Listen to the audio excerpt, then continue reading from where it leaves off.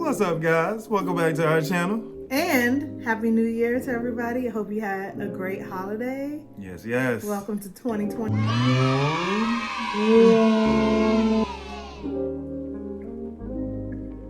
So today we're going to give you 7 tips for traveling during COVID. A lot of these tips helped us during our trip and just moving forward because, it doesn't seem like this is going anywhere anytime soon. So let's get to question number 1. Tip number 1. Tip number 1, pack your own food or buy food at the airport to take with you on a plane.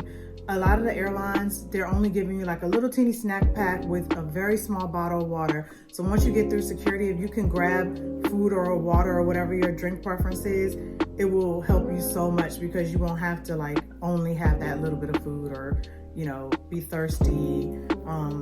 So that's definitely helpful. Yeah, don't bring any water from home because you're going to end up tossing that. Oh yeah. One new thing, tip number 2, is bring hand sanitizer. TSA is allowing for you to bring a 12-ounce bottle of hand sanitizer. I would definitely check, check before you do bring it, just in case any of the regulations have changed. But as of December of 2020, I was able to bring a 12-ounce bottle. Now, it may be different coming back internationally, what their TSA may allow or not allow, but domestically, you can fly with a 12-ounce bottle of hand sanitizer. True. Tip number 3, if your destination requires testing, bring a folder, have all your documents printed and handy. For us, I had 2 folders, one for me and one for him, because they want each person to have their documents handy in their hand, ready to go. It will make your whole process so much smoother, so much faster. You'll be organized. You'll know you have everything. Yeah, and the people behind you won't be pissed off because you gotta find everything. So True. yeah, that was a good look, Shauna. Yeah. Tip number 4: bring disinfectant wipes. I use them to wipe the seat, wipe the tray table, wipe the armrest. Also, you can use them in your hotel to wipe the remotes, wipe down the door handles. That extra layer of protection is important, so important right now. So definitely, they have little smaller disinfectant wipes that are kind of like the size of an envelope that may have 31 wipes in it. So you can bring something like that. Or if you have a big enough carry-on bag, maybe you could bring a bigger one, just depending on what the size is and, TSA allows. Tip number 5, if you have a carry-on, make sure it's something that you can lift yourself.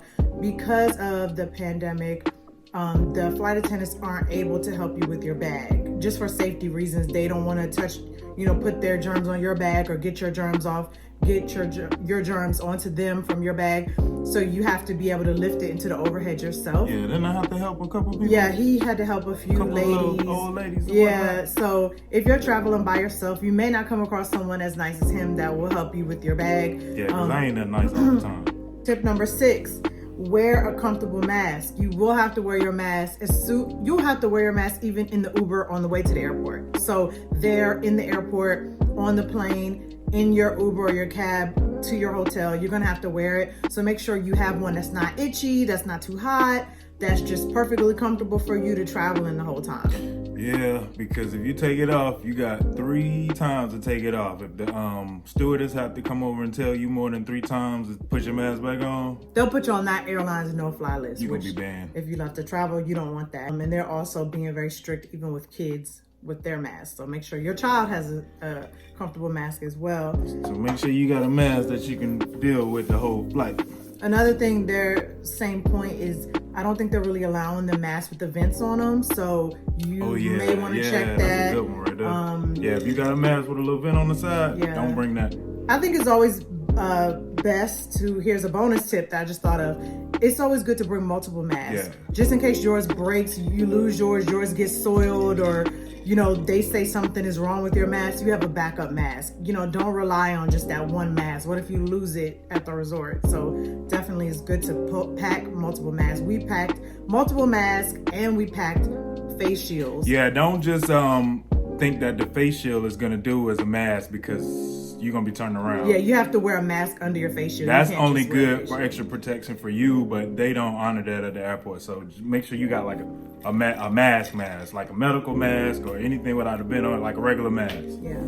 Cloth masks tend to be the most comfortable in my opinion. Yeah. Most breathable. The last tip is that when you are booking your travel, try to book with the airline and a hotel that has a good cancellation policy right now. Most of them do, but a lot of them vary. So I would check that when you're selecting. Also, you may want to pick an airline like we did. We flew Delta to St. Lucia through 2021, I believe maybe January or March. They're not reserving the middle seats. So we knew going that we'd have the whole row to ourselves. Unless you're with a party of 3, then they will let you have those 3 seats.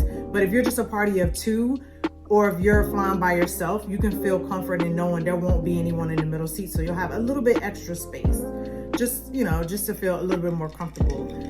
So that's good for, I guess, social distancing purposes. I don't think American's doing that, but Delta is definitely doing that. So that's a plus. Yeah. So did we talk about getting tested before? You did go over getting tested before you going wherever you're going overseas, right? That sounds like a bonus tip. So yeah, so if you're going overseas, they're probably going to require you to get a test and get the regular test, not the rapid test, because they could give you a false negative, or just get the regular test. It's called a PCR test, I believe. It's a nasal swab test. That's the most reliable one that they seem to take everywhere. So if you are required to take a test, make sure you have the allotted amount of time that's required for testing and to get your results back. And make sure you do the nasal swab, because some places aren't taking the rapid test because it isn't as reliable as the nasal swab test. So make sure you go on, for example, to St. Lucia, we had to register with the tourism of St. Lucia, the country. We had to take all our testing. We had to send everything into them in advance. We had to bring everything printed with us in advance. We had to give them, all the information, our flight information, our hotel information, where we're staying, how many days. They needed to know everything. Now, I don't know if that's going to change in 2021 for the better, for the worse, but you definitely want to look into all those things, because we saw someone at the airport who did not have a test result with them, and their partner did, and they look like they probably weren't going to be able to get on that flight because they're not playing with that. And we don't know because we left them at the baggage. We sure did. So, definitely make sure you're organized and you have all your documentation. And, it's even helpful to maybe get tested when you get back from traveling. Yeah, I was about to say, a lot of people was asking, did we have to have a test to come back into the U.S.? No, they don't make you get a test to come back. However, they do scan you.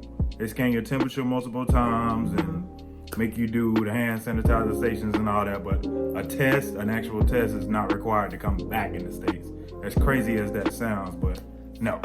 Delta also gave out in their little goodie bags with like some cookies and some chips and one little bottle of water. They also gave us some little pack of Purell. That's good to know. And a little white. So your regular, like a single use. Your regular snacks that you would normally get on the plane, like sodas and all of that, you won't get. You'll get a Ziploc bag with a water, some cookies, some peanuts. And that was it, right? Yeah, that's why I said earlier in this video, bring your own. Like if you're like him and you prefer soda, you might want to bring a soda after you get through security, so that you don't have to just drink that one little baby water. I'm sure they'll give you another water if you ask, but no alcohol, no none of that. Yeah, you're not gonna get. Now I don't know how it is in first class. We did not fly first class to St. Lucia. First class may be a totally different experience. I would check with the airline. That way you're prepared. You know what to expect, and you're not disappointed, and you're prepared with everything you need in advance. So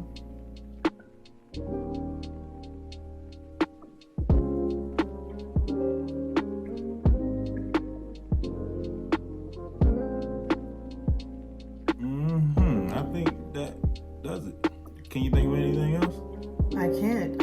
I would say if you guys out there have any tips, please leave a comment below. I'm sure it can help anybody else doing this. Any questions, any tips, please leave them below. We might learn something from you, which would be great as well. And also, if you want to see different travel from different locations, check out our other videos. We've been to a lot of different countries, so you'll get to see hotels and locations and excursions and things like that. Yep, and in this upcoming year, we have a lot of content planned to share with you guys. So please sub up, bang that notification bell, and we'll see you in the future. Thanks for watching.